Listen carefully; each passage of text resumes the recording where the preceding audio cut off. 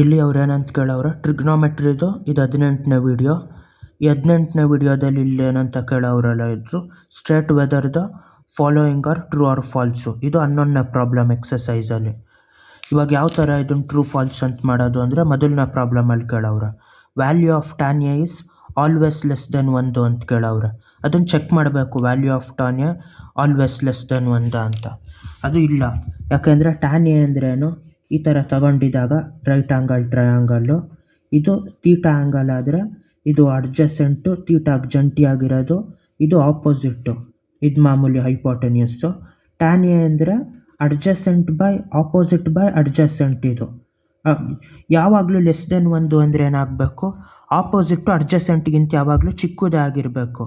ಅಪ್ಪಿತಪ್ಪಿ opposite ಏನಾದರೂ ಅಡ್ಜಸೆಂಟ್ಗಿಂತ ದೊಡ್ಡದಾಗಿ ಈ ಥರ ಚಿಕ್ಕ ಟ್ರಯಾಂಗಲ್ ಇದ್ದು, ಅಡ್ಜಸೆಂಟ್ ಇಷ್ಟು ಉದ್ದ ಆದರೆ ಏನು, ಇದು ಅಡ್ಜಸೆಂಟು, ಇದು ಆಪೋಸಿಟ್ ಆದರೆ ಇದು 1ಕ್ಕಿಂತ ದೊಡ್ಡದಾಗಿರ್ತದೆ. ಇದು 3 ಯೂನಿಟ್, ಇದು 1 ಯೂನಿಟ್ ಆದರೆ tan A 3/1 3 ಯೂನಿಟ್ ಆಗಿರ್ತದೆ. ಅದು ಸುಳ್ಳು. tan A ಯಾವಾಗಲೂ 1ಕ್ಕಿಂತ ಚಿಕ್ಕದಲ್ಲ, 1ಕ್ಕಿಂತ ದೊಡ್ಡದು ಆಗ್ಬೋದು. ಹಂಗಾಗಿ ಇದ್ರದ್ದು ಆನ್ಸರು ಫಾಲ್ಸ್ ಇದು. ಅದೇ ಥರ ಇದನ್ನು ಮಾಡಬೇಕು ಇವಾಗ. Secant A equal to 12/5 for some value of angle A. Secant A ಅಂದ್ರೇನು ಅಂತ ಕಂಡುಹಿಡಿಬೇಕು ಫಸ್ಟು.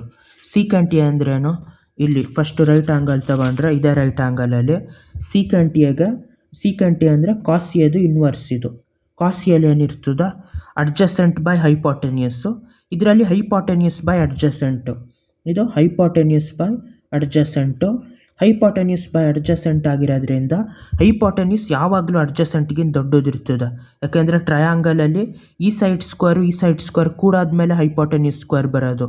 ಇಲ್ಲ ಏನೇ ಮಾಡಿದ್ರು ಹೈಪೋಟೆನ್ಯೂಸ್ ಯಾವಾಗಲೂ ದೊಡ್ಡದಿರೋದ್ರಿಂದ ಇದು ಮೇಲಾಯ್ತೆ. ಹೈಪೋಟೆನ್ಯೂಸು ಅಡ್ಜಸೆಂಟ್ಗಿಂತ ದೊಡ್ಡದಿರ್ತದೆ, ಅಲ್ಲಿಗೆ ಇದು 1ಕ್ಕಿಂತ ದೊಡ್ಡದಿದ್ದೇ ಇರ್ತದೆ. ಈ ಪ್ರಾಬ್ಲಮ್ಮು 12/5 ಆರಾಮಾಗಿ ಹೋಗ್ಬೋದು, ಯಾಕೆಂದರೆ ಇದು ದೊಡ್ಡದು ಹೈಪೋಟೆನ್ಯೂಸು ಈ ಅಡ್ಜಸೆಂಟ್ ಸೈಡ್ಗಿಂತ. ಹಂಗಾಗಿ ಇದು true for some value of secant A equal to 12/5. ಅದಾಗ್ಬೋದು ನಿಜವಾಗಿ, ಟ್ರೂ ಇದು. ಅದೇ ಥರ ಇಲ್ಲಿ ಕೇಳೋರು, cos A is the abbreviation used for the cosecant of angle A. Cosecant of angle A ಅಂತ ಕೊಟ್ಟವ್ರ. ಇಲ್ಲ, ಇದು ಸುಳ್ಳು. ಯಾಕೆಂದರೆ ಕೊಸಿಕೆಂಟ್ ಆಫ್ ಆ್ಯಂಗಲ್, ಕಾಸ್ ಅಂದರೆ ಕೊಸೈನ್, ಅದು ನಿಜವಾಗಿ ಕಾಸ್ ಅಂದರೆ ಕೊಸೈನ್, ಅದು ಫುಲ್ ಫಾರ್ಮಲ್ಲಿ. ಕೊಸಿಕೆಂಟ್ ಅಂದರೆ ಇದು ಕೊಸೆಕ್ ಅಂತ ಬರೀಬೇಕು, ಈ ಥರ ಕೊಸಿಕೆಂಟ್ ಅಂತ. ಹಂಗಾಗಿ ಇದು ಕೊಸಿಕೆಂಟು, ಇದು ಕೊಸೆಕ್ ಅಂತ ಬರೆದ್ರೆ ಇದು ಕೊಸಿಕೆಂಟು. ಕಾಸ್ ಅಂದರೆ ಕೊಸೈನ್ ಅಂತ, ಫಾಲ್ಸ್ ಇದು. ನೆಕ್ಸ್ಟ್ ಇನ್ನೊಂದು ಪ್ರಾಬ್ಲಮಲ್ಲಿ ಏನಂತ ಕೇಳವ್ರೆ, ಈ ಥರ ಕೇಳವ್ರೆ, cot A is the product of cot and A. ಇದು ಸುಳ್ಳು. ಕಾಟ್ A ಅಂದರೆ ಕಾಟ್ ಆ್ಯಂಡ್ A ಇದು ಹಿಂಗೆ ಪ್ರಾಡಕ್ಟ್ ಅಲ್ಲ. ಇದು ಎದ್ರದ್ದು ಫಂಕ್ಷನ್, ಇದು ಕಾಟ್ ಅನ್ನೋದು. ಬರೀ ಕಾಟು, ಬರೀ ಸೈನು ಈ ಥರ ಎಲ್ಲೂ ನಡೆಯೋದಿಲ್ಲ. ಕಾಟ್ ತೀಟಾ ಅಂತ ಹಾಕಬೇಕು, ಸೈನ್ A ಅಂತ ಹಾಕಬೇಕು, ಸೈನ್ B ಅಂತ ಹಾಕಬೇಕು. ಯಾವುದಾದ್ರೂ ಒಂದು ಇದ್ದಿದ್ರೆ ಅದಕ್ಕೆ ವ್ಯಾಲ್ಯೂ ಬರ್ತದೆ. ಯಾಕೆಂದರೆ ಅದೊಂದೇನು ಅರ್ಥನೇ ಇಲ್ಲ, ಅದು ಬರೀ ಕಾಟು ಬರೀ ಸೈನ್ ಅನ್ನೋದು. ಎದ್ರದ್ದು ಫಂಕ್ಷನ್ ಅದು ಕಾಟ್ ಅನ್ನೋದು, ಕಾಟ್ ಮತ್ತು A ಗುಣಿಸೋದಲ್ಲ. ಹಂಗಾಗಿ ಇದು ಫಾಲ್ಸ್ ಇದು. ಯಾವುದೋ ಒಂದಿದ್ರದ್ದು ಫಂಕ್ಷನ್ ಅದು. A ಇಲ್ಲಿ ತೆಗೆದ್ರೆ ಅದಕ್ಕೆ ಯಾವುದೇ ಮೀನಿಂಗ್ ಇರೋದಿಲ್ಲ, ಮೀನಿಂಗ್ ಇಲ್ದಿರ ಪದ ಅದು ಕಾಟ್ ಅನ್ನೋದು. Sine theta equal to 4/3 for some angle of theta.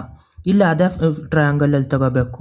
Sign of theta ಅಂದ್ರೇನು, ಸೈನ್ ಆಫ್ ತೀಟಾ ಅಂದರೆ ಇದು ಆಪೋಸಿಟ್ ಬೈ ಹೈಪೋಟೆನ್ಯೂಸು. ಇದು ಆಪೋಸಿಟ್ಟು, ಇದು ಹೈಪೋಟೆನ್ಯೂಸು. ಏನೇ ಮಾಡಿದ್ರು ಹೈಪೋಟೆನ್ಯೂಸ್ ದೊಡ್ಡದಿರ್ತದೆ ಆಪೋಸಿಟ್ಗಿಂತ, ಯಾವುದೇ ಟ್ರಯಾಂಗಲ್ ತಗೊಂಡ್ರು. ಹಂಗಾಗಿ ಆಪೋಸಿಟ್ಟು ಯಾವಾಗಲೂ ಚಿಕ್ಕದಿರ್ತದೆ, ಸೈನ್ ವ್ಯಾಲ್ಯೂ ಯಾವಾಗಲೂ 1ಕ್ಕಿಂತ ಚಿಕ್ಕದೇ ಇರಬೇಕು.